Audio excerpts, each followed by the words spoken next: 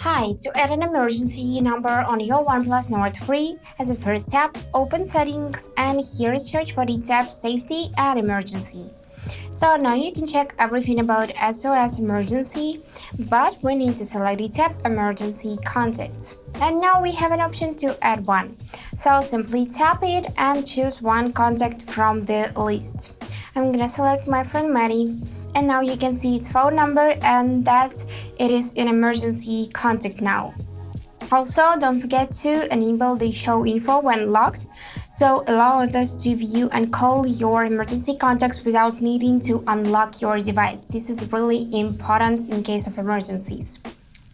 If you want to add another one, just tap this blue button once more, tap on the contact and it will be added immediately.